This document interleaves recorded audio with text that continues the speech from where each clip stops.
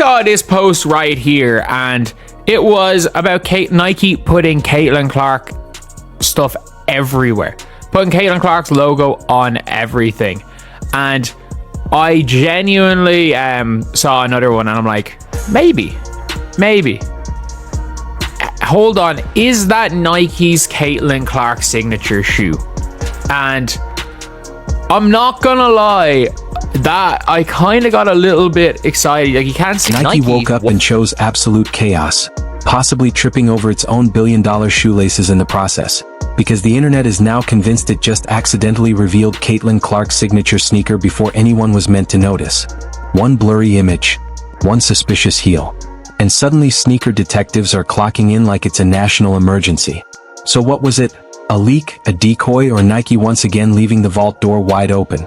Caitlin Clark's official signature logo with Nike has dropped. Here it is. Here's what we're working with. But also some big major news here, as you can see from Chloe Peterson on X/Twitter. You got the interlocking CCs. That is a big deal. But look, signature shoe, signature apparel collection, and logo apparel collection all coming in really, really soon. Later this year for the logo, shoe, and signature apparel coming in 2026. What do you think? Do you like the logo? Yes or no? Somewhere between Nike slapping a certain basketball prodigy's logo on every available surface and the internet collectively zooming in like amateur forensic analysts, a very specific brand of chaos was born. This, I'm like 80% sure, if you look at the way the heels is, this might be a running spike, or it might be something, kind of looks like the KD6s. Like, I would not be opposed to seeing Nike basically bring back the KD6s. But that's literally what these, I'm pretty sure it is the, this is the KD. Nothing fuels sneaker discourse quite like a blurry image and the possibility that a billion-dollar company just showed its hand. What started as a harmless promo post instantly turned into a digital crime scene. People circling heels, counting lace holes, and debating outsole shapes like the future of sneaker culture was on the line. The biggest news that came out of this podcast is that Nike will be adding new technology for the CC signature shoe. But I would imagine for a player like Caitlin, I could see these shoes being similar to the Sabrinas, in a sense being similar to the Kyries, which again, I've talked about this in other episodes, but I feel like the Sabrinas kind of took over what the Kyries were, because the Kyries were so popular. And I feel like a lot of NBA players went from wearing Kyries to wearing Sabrinas. Like, if you wear Kyrie or you wore a Kobe, then you're more likely to wear the suspicion was simple, yet deliciously dramatic. The shoe sitting quietly in the background looked way too important to be random. And Nike, of course, has a long history of calling things accidents, only after those accidents happen very loudly. Only is Caitlin Clark going to launch the biggest sneakers that we like. This is going to be the biggest sneaker launch we've ever seen. Michael Jordan, watch out. This is going to be one of, or if not the biggest sneaker launch we've ever seen. This is long awaited, especially with the momentum coming into the season. The CBA will literally like be everything. That will be like, if they figure this out, it will be. The image itself didn't scream revolution at first glance, which somehow made it far more dangerous. The sneaker was partially hidden, cropped just enough to provoke curiosity, and angled in a way that felt either impressively careless or expertly calculated. The heel shape immediately became ground zero, because sneakerheads have an almost supernatural ability to recognize silhouettes from distances that would make airport facial recognition blush. The back profile looked familiar, almost nostalgic, like Nike had casually reached into the vault and pulled out a shape that once ruled playgrounds and rec centers everywhere. One comparison kept bubbling up. A certain Kevin Durant model that refuses to die quietly, especially among people convinced that era of Nike basketball was peak civilization. That resemblance sparked the first wave of disbelief. Using a recycled silhouette for a brand new signature athlete felt either painfully lazy or quietly brilliant, depending on how generous you were feeling that day. The heel curve, the proportions, the overall stance of the shoe all whispered that this might be something borrowed rather than something born fresh. Which raised the obvious question. Was this even the real shoe, or just a placeholder slipped in to avoid revealing the real thing? Nike has never shied away from misdirection, especially when a major launch is on the line, and this looked exactly like the kind of visual sleight of hand the brand would pull off while smiling politely the whole time. Photos of Caitlin Clark's first ever shoe with Nike. This comes after yesterday where Caitlin Clark's logo was revealed by Nike. In the commercial, you could kind of see her first ever signature shoe, which is right here. Obviously, it was a little blurry in the video, but here we can kind of get a good idea of what it's going to look like. It kind of looks like Kobe's mixed with the Dippin' Bookers. It looks like it doesn't have the best materials, but we can clearly tell this is Caitlin's shoe because her logo is on the insole and on the tongue. Here's an up-close look at them. Let me know in the comments, what do you guys think of her logo? I kind of think it looks like a designer logo, almost like a Chanel, maybe like a Gucci logo. As the debate escalated, a new theory took hold. Maybe this wasn't even a basketball sneaker at all. The outsole and overall structure looked suspiciously compatible with something far less glamorous, like a training shoe or a running spike that had wandered into the wrong photo shoot. The idea that a non-basketball shoe could trigger this level of outrage felt perfectly on brand for sneaker culture, where context is optional and speculation is mandatory. The possibility that it was just a random shoe sitting around the Nike campus did nothing to calm anyone down, because accidental symbolism is still symbolism once the internet decides it is.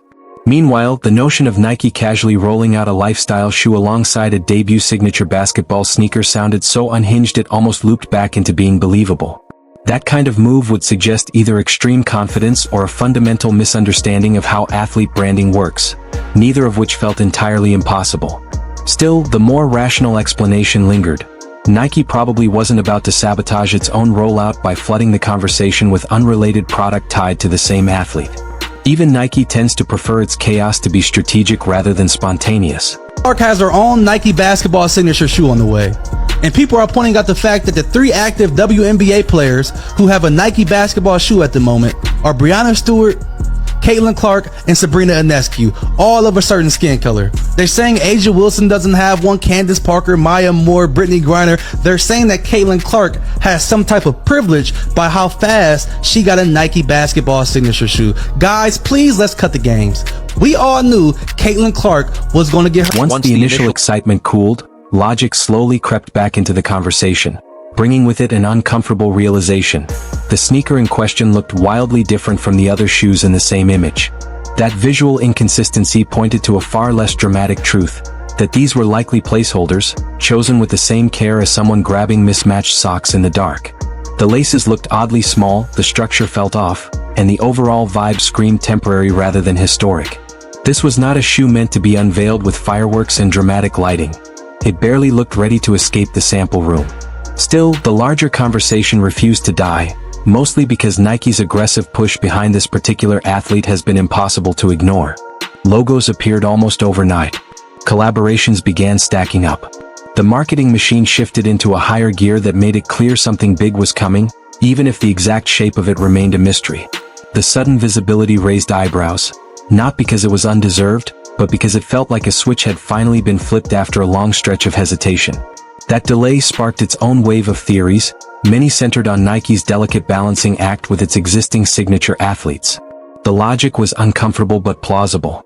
Brands operating at that level don't make moves in a vacuum, and introducing a new face into the signature lineup requires careful choreography. Signature athletes aren't just players, they're long-term investments with egos, expectations, and contracts that tend to frown on being upstaged without warning. From a corporate perspective, delaying a logo or a shoe launch to avoid internal friction wouldn't just make sense. It would be standard procedure, dressed up as patience. There's like a couple Kobe's that they have only the technology in like the heel of your foot and not the forefoot of your foot. And I can like tell a huge difference when I play in those. Like it feels like I'm running on hardwood. So like I really struggled to wear those. But for other people, they obviously love them. But for me, it's like, no, I need that technology everywhere. So that's honestly been a huge part of, you know, the process and the creation of the shoe is like it being comfortable and exactly kind of what I need. And the technology that we're going to put into it isn't anything that they've ever put into a basketball shoe before. Now that the rollout has clearly begun, the intensity feels deliberate rather than accidental, like Nike waited for the exact right moment to unleash the full branding package. That's what makes the idea of a leaked signature shoe so entertaining.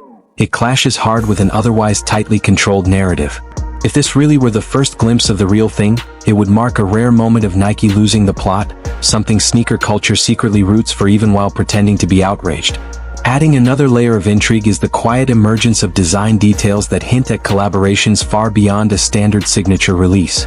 Subtle nods to high-fashion partnerships spark daydreams about the return of basketball silhouettes that once ruled hype culture and resale charts. The mere suggestion of a crossover between performance basketball and avant-garde design was enough to flood timelines with memories of shoes that sold for absurd prices and somehow justified it by existing. Those memories also came with the familiar sting of missed opportunities and financial regret, because nothing bonds sneaker fans quite like collectively remembering the pair they almost bought before prices went vertical. The nostalgia is powerful, and it's also a reminder that Nike knows exactly how to weaponize that feeling, intentionally or not. Whether a collaboration is actually coming almost feels beside the point when the possibility alone is enough to keep people talking for weeks.